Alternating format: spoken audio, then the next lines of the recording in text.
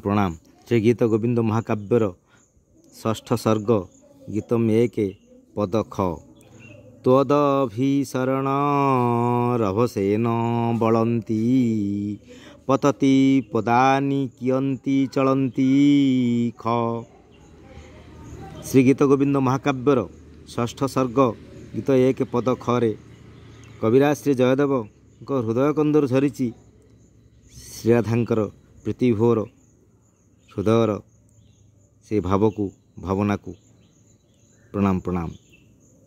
कविराज वर्णना करछंती से विभोर विहोल वर्णना सखी श्रीकृष्ण को श्रीराधा प्रीतिभोर विमुग्ध विरह अवस्थार वर्णना करुछंती। धन्य श्रीराधा प्रियतमा प्रीतिलग्ना जे श्रीकृष्ण को स्मरण करी एकात्म हो जाइछंती, एकीभूत हो जाइछंती। अनंत प्रीति अनुराग रे से मन मन श्रीकृष्ण सहित श्रृंगार मिलन पर्व लगी निजक प्रस्तुत करुछंती। आनंद उत्साह रे कल्पना रे मने मने श्रीकृष्ण को दर्शन करी तांको सहित अभिसार लगी चालू चालू पड़ जाउछंती। चमत्कार वर्णनाए पाद टलमल तांकर मन हृदय अभिभूत वशीभूत तंद्राभूत से जेमती चेतनार अवचेतन अवस्था श्रीकृष्ण को देखुंती। प्रगाढ़ प्रीति अनुराग रे तांको सहित चलुंट पुणी पड़ जाउछंती। श्रीकृष्ण तनु मन चेतना को आच्छन्न करिछंती। तेणु कवि कंठर झरी पतति पदानि कियंती चलंती। प्रणाम प्रणाम। कवि महात्मा धर्मानंद। षष्ठ सर्ग गीतम 1 पद ग। विहित विशद विष किशलय बलया विहित विशद विष किशलय बलया जीवती परमिह तबरती कलया ग। महाकवि श्री जयदेव हृदय कंदर झरीचे सुधा शब्दावली श्री गीत गोविंद महाकाव्यर षष्ठ सर्ग गीत 1 पद ग रे परम प्रेममयी श्रीराधा कंदर्पर पंचबाण पराभूत कंदर्पर प्रचंड कामज्वल जर्जरित से श्रीकृष्णंकर आसिया पथ को चाहीं चाहीं व्यस्त विव्रत व्यथित तांकर समग्र चेतना चिंता भावना कृष्णमय होइछि। से श्रीकृष्णंकर प्रीतिमिलन कामना तंद्राभूत श्रीकृष्णंकर चिंता करी करी से क्षीण दुर्बल तेणु चलने को अक्षम।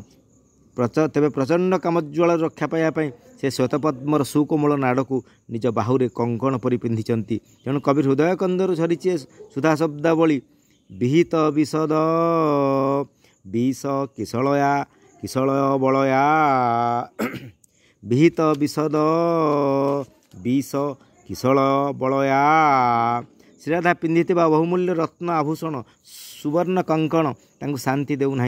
श्रीकृष्ण बिना सब तुच्छ निरर्थक लगुच। ये स्वर्ण कंकण मणिमय आभूषण तांको शरीर को तार उतापरे जाली पड़ी देउछंती। से शांति पाई व्याकुल होउछंती। प्रचंड कामज्वल रक्षा पाइबा से सुंदर पद्मफूलर सुकोमल नाड़ को निज बाहुरे पिंधिचंती। यही पद्मनाड़ तांको शांति देउछि, जीवन रक्षा करिछि। श्रीकृष्ण आसीबा को प्रतीक्षा करी से बंची रहिबा को चाहिचंती। हाय कि भाग्य मणिमय रत्न कंकण ठारू ये महार्घ्य महिमामय महा आनंददायक पद्मनाड़ तांकर जीवन रक्षा करिछि। श्रीकृष्ण तांको पई सर्वश्रेष्ठ तांको पई से जीवन देबे कौन एथिपाई कौन से वन मध्य को आछंती ना से बंची रहिबे जे पर्यंत श्रीकृष्ण आसी नाहांती और तांको पाइले से सब पाइबे स्वर्ग ऐश्वर्य लाभ करिबे महाप्रीति सुख श्रृंगार मिलन पर्व निजको हजाई देबे निजको धन्य मणिबे। तेणु से एठारे बसी रही श्रीकृष्ण को प्रतीक्षा करिछंती कंदर्पर पंचशरर पीड़ा को सही। प्रणाम प्रणाम। तेणु कविकंठर झरीची जीवती परमिह तबरती कलया। षष्ठ सर्ग गीतम 1 पद घ। महुरवलोकित मंडन लीला मधुरीपुर हमिति भावनशीला। महुरवलोकित मंडन लीला मधुरीपुर हमिति भावनशीला घ। प्रणाम प्रणाम। कविराज श्री जयदेव हृदय कंदर झरीचे सुधा शब्दावली श्री गीत गोविंद महाकाव्यर षष्ठ सर्गर गीतम 1 पद घ रे महुरवलोकित मंडन लीला।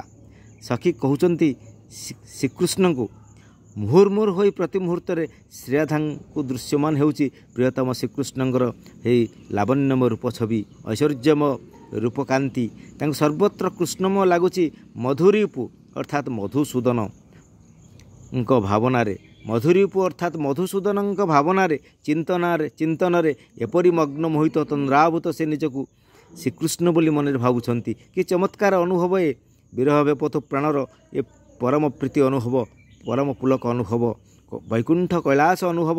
ଶ୍ରୀରାଧା ନିଜକୁ ଶ୍ରୀକୃଷ୍ଣ ବୋଲି ମନେ କରିଛନ୍ତି। ପ୍ରଣାମ ପ୍ରଣାମ।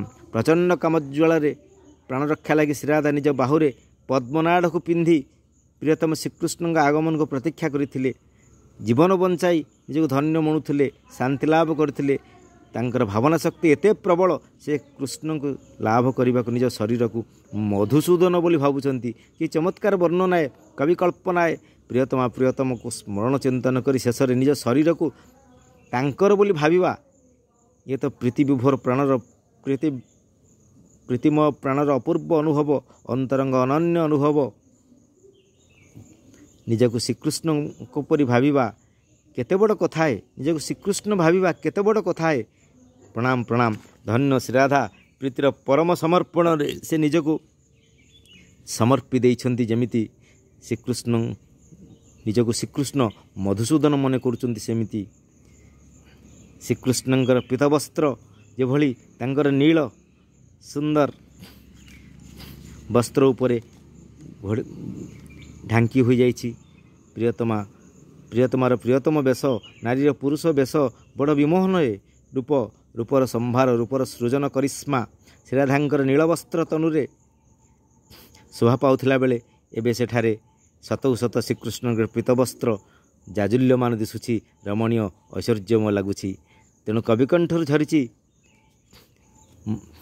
ମହୁରବଲୋକିତ ମଣ୍ଡନ ଲୀଳା, ମଧୁରୀପୁରହମିତି ଭାବନଶୀଳା। କନ୍ଦର୍ପର କାମଜ୍ୱାଳାକୁ ଭ୍ରୂକ୍ଷେପ ନ କରି ଶ୍ରୀରାଧା ଶ୍ରୀକୃଷ୍ଣଙ୍କ ଭାବନାରେ ଚିନ୍ତନରେ ଏପରି ଭାବମଗ୍ନ, ପ୍ରୀତିମଗ୍ନ, ତନ୍ଦ୍ରାଭୂତ, ମାୟାମଗ୍ନ ସେ ନିଜର ଅସ୍ତିତ୍ୱକୁ ଭୁଲି ଯାଇଛନ୍ତି। ନିଜର ନାରୀ ଅଙ୍ଗରେ ଶ୍ରୀକୃଷ୍ଣଙ୍କୁ ଉପଲବ୍ଧି କରିଛନ୍ତି। ସେ ଯେମିତି ଏକୀଭୂତ ଏକାତ୍ମ ଶ୍ରୀକୃଷ୍ଣଙ୍କ ସହିତ। ତେଣୁ କବି ହୃଦୟ କନ୍ଦର ଝରିଛି ମଧୁଶବ୍ଦାବଳୀ, ମଧୁରୀପୁ ରହମିତି ଭାବନଶୀଳା। ପ୍ରଣାମ ପ୍ରଣାମ।